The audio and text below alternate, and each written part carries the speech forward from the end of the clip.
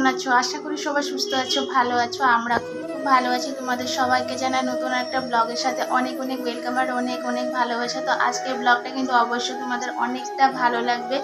পুরো ভিডিওটা দেখার অনুরোধ রইল।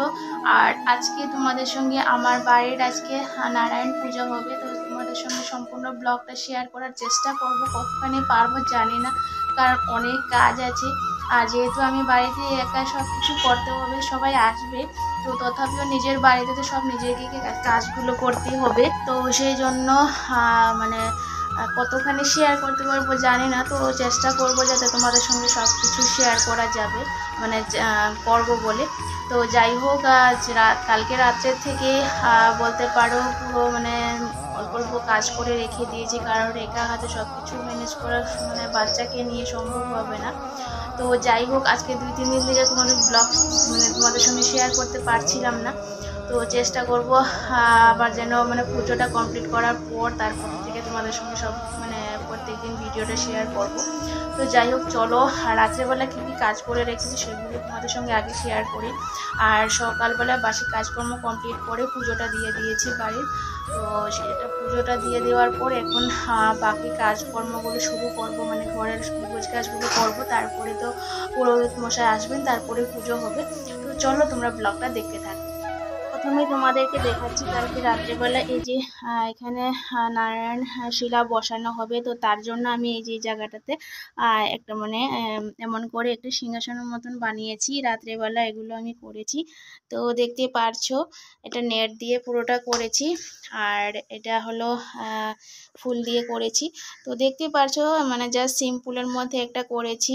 আর এদিকে বাসনপত্র সব কিছু কালকে সব কিছু ধোয়াধুয়ি করে সব ঠিকঠাক করে রেখে দিয়েছি। এখানে তুলসী পাতা দুব্বা সব কিছু ঠিকঠাক করে রেখে দিয়েছি। এখানে বাসনগুলো সব কিছু এক জায়গা করে রেখে দিয়েছি। আর এখন সব কিছু মানে ভোগের জন্য ঠিকঠাক করা হবে। এখানে সব ভোগের বস্তুগুলো আছে। আর এদিকে দেখতে পাচ্ছ সব কিছু আমি এদিকে পুজো দিয়েছি। আর এই যে এখানে দেখতে পাচ্ছ পুরো বালতির মধ্যে ফলে ভরা। এখানেও অনেকটা ফল আছে, মানে সব কিছু এখানে ধুনা টোনা সব কিছু আছে।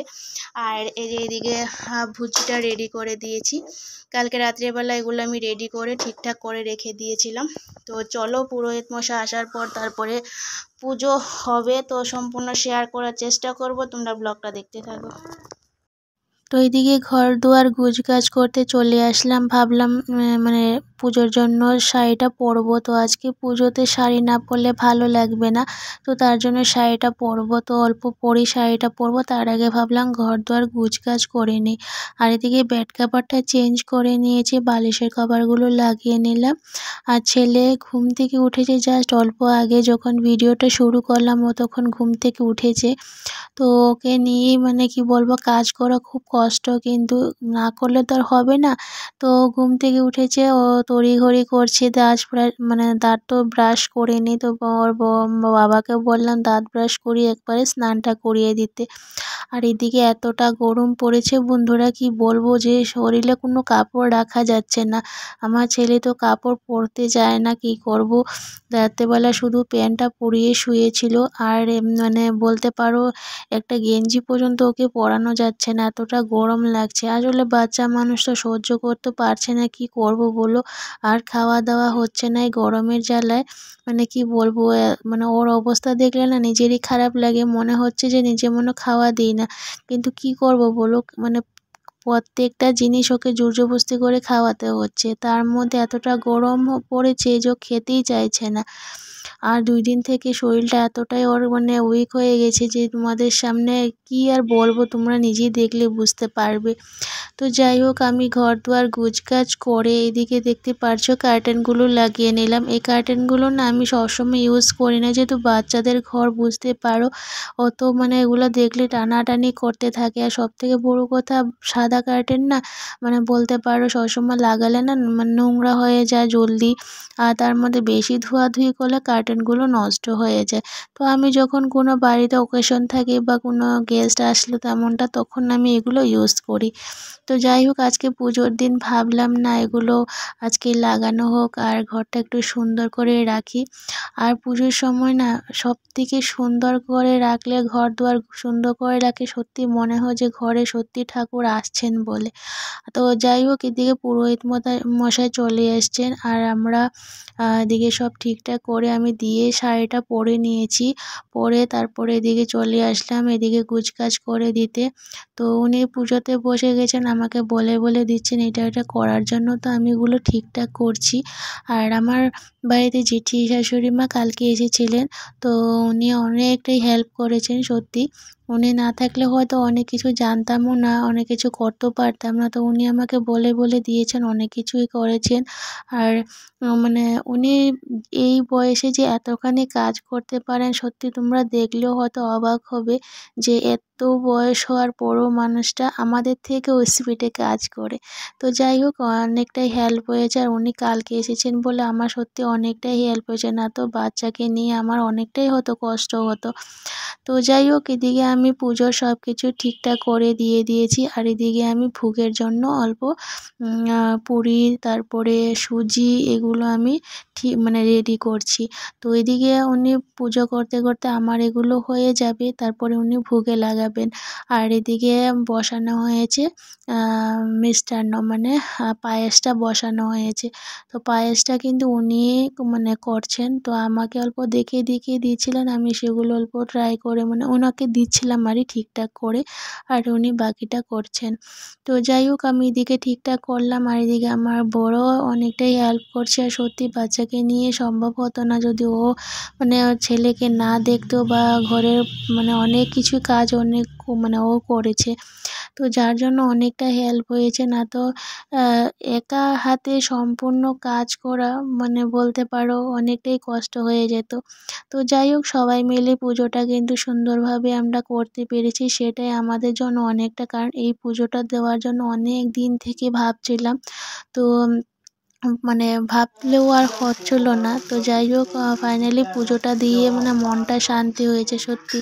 মানে যাই হোক, আমার মনটা খুবই তৃপ্তি পেয়েছে। আর যেহেতু সব দিক থেকে আমি পরিপূর্ণভাবে পুজোটা দিতে পেরেছি, যার জন্য নিজেকে নিজে মানে মনে হচ্ছে আমি না পেরেছি পুজোটা দিতে, বা আমার মানে যেটা ইচ্ছে ছিল সেটা করতে পেরেছি।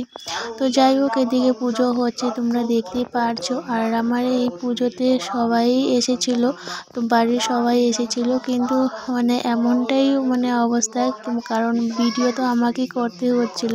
তো আমি সেই সময় আর ক্লিপগুলো তোমাদের সঙ্গে শেয়ার করতে পারলাম না যে কে কে এসেছিল বাড়িতে।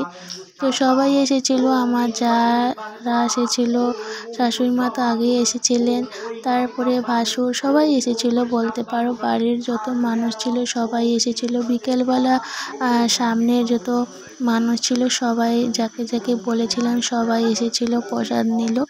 তো এদিকে দেখতে পারো আমার দেখো সবজিগুলো রাত্রেবেলা আমরা কেটে রেখে দিয়েছিলাম। তো সেই কারণে আমার অনেকটাই সুবিধা হয়েছিল। রাত্রে যদি এগুলো প্রিপারেশন করে না রাখতাম, হয়তো আজকে অনেকটা কষ্ট হতো। এখানে দেখতে পারছো দুইটা, একটা মানে কড়ার মধ্যে আর একটা হলো গামলাতে, দুই গামলা বলতে পারো সবজি কাটা রয়েছে। তো আমি এগুলো পরে রান্না বান্না বসাবো। তো এদিকে আমার বড় অল্প হেল্প করে দিচ্ছিল, আর এদিকে বাচ্চারা খেলাধুলা করছে। তো ঘরে খেলাধুলা করছে আর অবস্থাও খারাপ করছে। তো যাই হোক, কিছু করার নেই, বাচ্চারা তো করবেই। তো এদিকে চলো পুজোর এখানে আবার চলে আসলাম। আর পুজোর এখানে দেখছি পুজোটা মানে হচ্ছে। আর এদিকে আমার ভোগের জন্য সব কিছু কমপ্লিট হয়ে গেছে। আমি মানে লুচি সুজি সব কিছু কমপ্লিট করে নিয়েছি। তো এদিকে দেখতে পাচ্ছ ফাইনালি আমি মানে সম্পূর্ণ সব পুজোর সব দায়িত্ব কমপ্লিট করে তারপরে এখন রান্নাঘরে যাব রান্নাটা বসাতে। তো আজকে মানে রান্নাটা হবে, খিচুড়ি হবে, সবজি হবে আর পাঁপড় আছে। তো ভাবলাম এগুলি করি, আর দেখা যাক যদি সময় হবে তবে অন্য কিছু মানে বানাবার চেষ্টা করব। কিন্তু আমার সময় হয়নি আসলে সত্যি, কারণ একা সব দিকে মেনটেনেন্স করা না সম্ভব হয় না। তো যাই হোক, এদিকে খিচুড়িটা বসাতে চলে আসলাম। এদিকে পুজোটা হচ্ছে, তো যজ্ঞ হওয়ার আগে ভাবলাম তবে আমি খিচুড়িটা বসিয়ে যাই, কারণ অনেকটা বেলা হয়ে গেছে, এখন বাজে হলো 12:30টার মতো। তো তার জন্য ভাবলাম তবে এদিকে খিচুড়িটা বসিয়ে তারপরে আমি বাকি কাজ করতে চলে যাব। মানে ঠাকুর ঘরে যজ্ঞ হবে, সেখানে মানে যজ্ঞতে থাকতে হবে, তো তার জন্য ভাবলাম খিচুড়িটা বসিয়ে যাই। তো খিচুড়ি হতেও টাইম লাগবে, তো তার জন্য সেটা করে যাচ্ছি। আর এদিকে গিয়ে অল্প পর দেখছি ঠাকুর ঘরে যে ওনার কোনো দরকার আছে কি না, কিছু লাগবে কি না। তো আমি খিচুড়িটা বসে চলে আসলাম, আর এখানে দেখতে পাচ্ছ যজ্ঞ শুরু হয়ে গেছে। তো যজ্ঞর সময় সবাই ছিল, কিন্তু এই যে বললাম না এতটা গরম পড়েছে যে, তো সবাই দূরেই বসেছিল, কারণ পুরো ঘরটা হিট হয়ে গেছিলো। আর চারিদিকে মানে জানলাগুলো বন্ধ করতে হয়েছিল, মানে বাইরে এতটা পরিমাণে বাতাস দিচ্ছিল, তো যার কারণে মানে অনেকটা অসুবিধা হচ্ছিল বলে না জানলাগুলো বন্ধ করলাম। আর জানলা বন্ধ করার পর পুরো ঘরটা এতটা হিট হয়ে গেছিলো, সবাই দূরে দূরে বসতে হয়েছে। তো যাই হোক, আমার পুজোটা কিন্তু কমপ্লিটই বলতে পারো, শুধু যজ্ঞটা হবে। আর এদিকে আমি চুলাতে খিচুড়ি সবজি দুটোটা বসিয়ে দিয়েছি, হয়তো মোটামুটি হয়ে গেছে। আর এদিকে আমার যজ্ঞটা কমপ্লিট হতে হতে রান্নাবান্নাও কমপ্লিট হয়ে যাবে, আর বাড়ির সবাই চলে আসছে। তো তারপরে পুজোটা কমপ্লিট করার পর সবাইকে খাওয়া দাওয়া দেব। তো আজকে বললামই যে পুজোর পরে আমরা খিচুড়ি সবজি আর পাঁপড় করেছি, তো সেটাই সবাইকে খাওয়া দাওয়া দেব। আর বিকেলবেলা যারা যারা আসবে তাদেরকে বিকেলবেলা আবার দেওয়া হবে। তো চলো বন্ধুরা, এখানেই আজকে ব্লগটা শেষ করছি, কারণ পরে আর ভিডিওই শ্যুট করতে পারিনি, যেহেতু একা হাতে সব কিছু করতে হয়েছিল। তো রান্নাবান্না করার পর সবাইকে আবার খাওয়া দাওয়া দিলাম। তারপরে তো আর অনেক কাজ থাকে বলতে পারো, পুজোর আগে যতক্ষণই কাজ থাকে পুজো কমপ্লিট করার পর তার থেকে দ্বিগুণ কাজ থাকে। তো সেগুলো করতে করতে আমি আর ভিডিও শ্যুট করতে পারিনি আসলে। আর এতটা শরীর টায়ার্ড হয়ে গেছিলো যে আর আমি ক্যামেরার সামনে আসতেই পারিনি। তো যাই হোক, এই মানে পুজোর দিন বলতে পারো আমার পুরো রাত 9টা বেজে গেছিলো যে সম্পূর্ণ কাজ কমপ্লিট করতে করতে। তারপরে আর শরীরে এনার্জি ছিল না, তাই জন্য ভিডিওটা এতখানি কেমন লাগলো অবশ্য জানিও।